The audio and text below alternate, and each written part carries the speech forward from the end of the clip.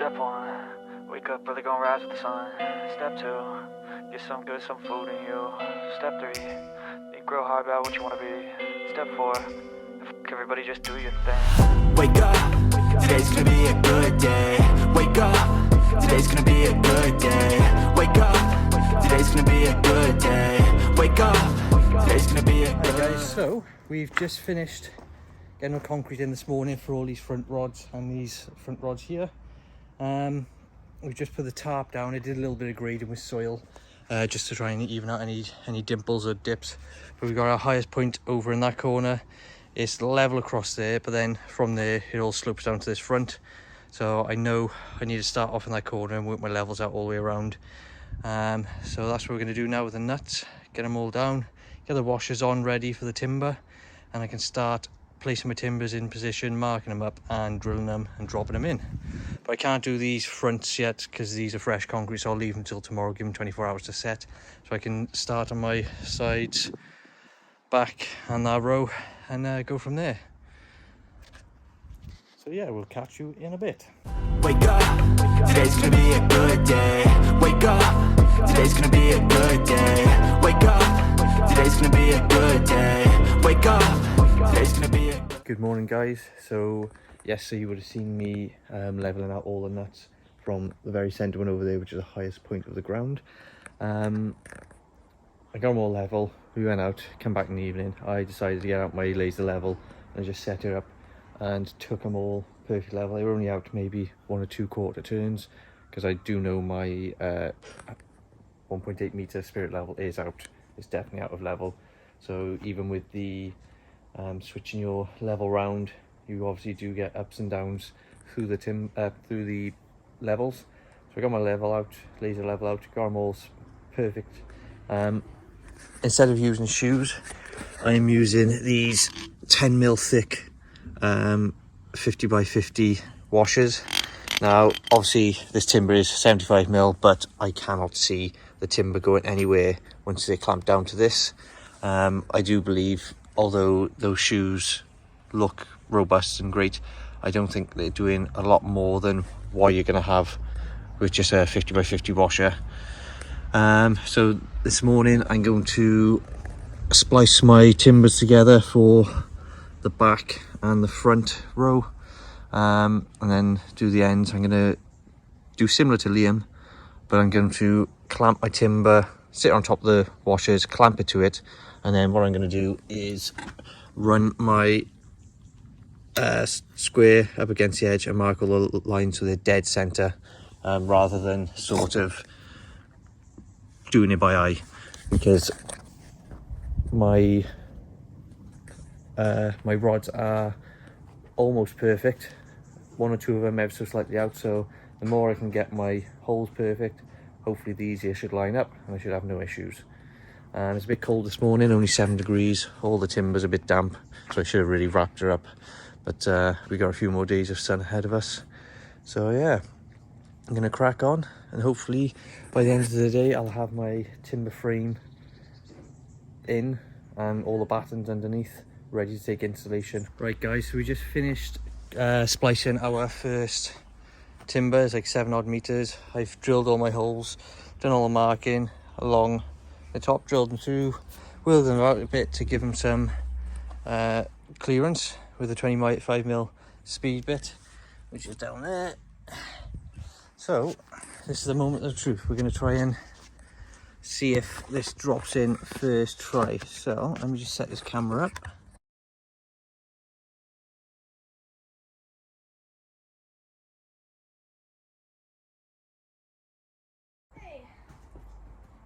So I've just seen guys, a little bit of playing around with the rods just to line them up with the hole, but as soon as they're on, slid perfectly on, and it's fractionally out of level. So chances are this will pull in tight once it is pulled down. Yeah, it's slack under there. So once we pull it down tight later, we will see if it's spot on level, but I'm not too worried about that. I think it will pull in level. Right, one thing we just realised, guys, got ahead of ourselves, too excited to chuck the timber on. We have not notched out and cut out a channel for the nut to go in.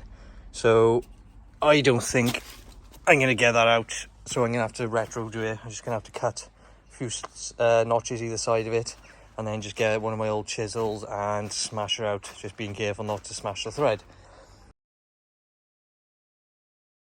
So I'm marking out for my rods. So when I watch Liam do his videos, like, fair enough, you can just mark centre there, that'll be pretty accurate. But because I'm being a bit OCD, I'm going to be putting my timbers right up against it. And what I do is put a square off, strike a line there, and I'll do that for all of them. So all the spacings are exactly the same, and all it means is this is going to move over 12mm once I'm finished. So I've done it all the way around, and so far, apart from one or two rods being slightly skewy, they've all dropped in perfect and in line. So that's how I'm doing them. I'll do the two centre ones as well, exactly the same. And yeah, so I'm going to crack on now, drill some holes, and get them back on the ends. We've got the 3x4 frame complete all the way around. So these corners, not 100% perfectly square. I eyed them up, I didn't bother doing any checking. Same with that, that's not perfectly square, slightly out, but I'm not too bothered about that. We've kept it parallel from the front, parallel there, and then as you can see on the back, it opens up. You can see that there joint. So I'm just going round, lopping off all the metal bars. Yo, set your affirmations, aspirations. I got shit to do, the aftermath of preparation. Good food, good mood, blood in circulation. One step at a time, yeah, that's how you... Morning guys, so I'm setting up the chop saw for my noggins. Just looking through this now. I'm going to start this way down so I can slide my battens in halfway through. As I said, I didn't think this frame was square, and it is kicking in this way a bit. So I did the 3-4-5 method, and that's where the timber should be sitting, right by there. It's about 5-6 mil out over 800 mil, so you could probably double, triple that by the time it gets to the end. So my first noggin, I'm going to have to square up, so then the rest are all parallel and square, so I have no issues when I'm dropping the insulation in. So I'm just going to fiddle around with that first one, and then should fly in, and it should be the same on the end as well. I just have to get the first couple straight and parallel, and we'll be alright. So I'm going to jump on that, start chopping all the timber up, and we'll be good to go. So I made a start on using the hangers. I gave an attempt to what Liam does, where he just smashes them out and splits them. I had terrible trouble, so what I might do is just get my disc cutter and just nip, pull it over and flatten it out, which will probably be a lot quicker for me. I did two, as you can see,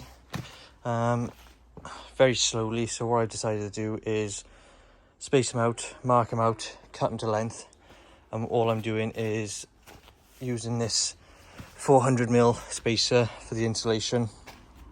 Once I've set my line, I'm lining them up so they're on the line, like so, and then just sitting the spacer in, marking it out on the timber, get the next one in, and doing the same. So I'll mark my next one out by there. So yeah, just going to do that for this row, might get them fixed in place, and then stagger the next row, get them fixed in place, and then stagger the last row. Wake up, today's gonna be a good day. Wake up, today's gonna be a good day. Wake up, today's gonna... Morning guys, so we just had our last load of delivery. So we got our roof timbers, 5x2s, we got our OSB for the walls and the roof, we've got our T&G cable flooring for the deck. Just had a steel delivery. They give us the offcut as well, which is 3.6 I believe, and then we've got our rubber for our roof, all the trims around the back. So we're going to start taking this around the back now, and they're coming back with the last load, which is going to be a load of insulation. So yeah, hopefully we can get most of this around the back before they come back. So we've just taken the second delivery of the last lot of items that we need to build this shed. The only things we don't have at the moment is the cladding and the fascia and gutter, because I can just leave that right to the end, because I can just chuck the rubber on the roof, get it all watertight, wrap it in the Tyvek membrane, get the doors in, get the window in, and we should be all golden. So that's just some of the insulation, all 100mm there. I just took delivery, I think it was like 54 or 56 lengths of the 5x2. Just brought all that around this morning so I can wrap all this when it starts raining. As I said before, we got our 2x4s at 4.8s, and then our 2x4s at 2.4s. Roof and batten, we've got all our framing. I chucked some of the crap battens they sent us to hold the insulation. Got all the corner trims, got all the fascia nails, got the Build D4 premium wood adhesive, got the deck adhesive, I'm not sure what this is, deck adhesive as well. It's just 2.5 litre. So we have literally got everything now to, over the next week or two, start the building. Almost done with the insulation, so I'll just show you what I can do, well, what I've been doing for angled cuts for the insulation. So we've got the 1200 lengths here, we've got little offcuts there. I am using little strips to fill in. So I will show you what I've done here. As you can see, nice and perfect, very tight up against there. So all I done to get my angle for this, guys, is I measured from the corner point there to the corner point there, and then I've measured from the corner point here to the corner point there and deducted this shorter measurement from the long measurement, which left me with about 42.5mm. So what I've been doing is cutting my boards 1200s, and then from the top corner across I measured 42.5mm and just cut the edge off. So then I measure the longest point there to there, and then cut the board square, and it drops in perfect, which then leaves me with, if I just show you over here, this board needs to be cut at, as you can see, there's my angle. I need to cut from that point 1970, which comes to there, and then I've just scored a line with a Stanley blade, and then I've got all my offcut here. So then I'm going round and just measuring roughly these gaps, which is just shy of 50mm. So what I will do then, as is a square board, I will work my way back off here with my cuts, 50mm strips, and I'll work all the way along until I've got no more cut left on here, and I'll just rip that edge off, which will be down here. And that's how I'm trying to save as much material as possible by reusing all the offcuts. Just makes it a bit easier. Lots of insulation on the camera. So hopefully by the time I've got all the way down there, all the little offcuts this end, the square, will fill the gaps down there and the gaps down here. I've got a little gap down here to fill, which I'm just going to use the offcuts.